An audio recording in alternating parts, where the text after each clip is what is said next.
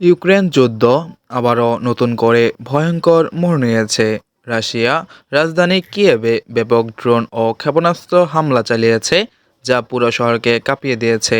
ইউক্রেনের জরুরি পরিষেবা বিভাগের তথ্য অনুযায়ী এই হামলায় অন্তত 4 জন নিহত হয়েছে এবং অনেক সাধারণ মানুষ আহত হয়েছে। হামলার পর কিয়েভের একাধিক এলাকায় আগুন ধরে যায়, ধ্বংস হয় বাড়িঘর এবং গুরুত্বপূর্ণ অবকাঠামো। রাশিয়ার এই হামলার মূল লক্ষ্য ছিল ইউক্রেনের বিদ্যুৎ কেন্দ্র, জ্বালানি সরবরাহ ব্যবস্থা এবং আবাসিক এলাকা। ফলে কিয়েভের কিছু অংশে বিদ্যুৎ বিচ্ছিন্ন হয়ে পড়ে। শীতের মধ্যে সাধারণ মানুষের দুর্ভোগ আরও বেড়ে যায়। ইউক্রেনের প্রেসিডেন্ট ভলোদিমির জেলেনস্কি এক বিবৃতিতে বলেন, এই হামলা প্রমাণ করে যে রাশিয়া এখনও যুদ্ধ থামানোর কোনো ইচ্ছা দেখাচ্ছে না। তিনি আন্তর্জাতিক সম্প্রদায়ের কাছে আবার অতিরিক্ত আকাশ প্রতিরক্ষা ব্যবস্থা চেয়েছেন। বিশ্লেষকদের মতে, শীতকালকে অস্ত্র হিসেবে ব্যবহার করেছে রাশিয়া। বিদ্যুৎ ও জ্বালানি অবকাঠামো ধ্বংস করে ইউক্রেনের উপর চাপ বাড়ানো তাদের মূল কৌশল।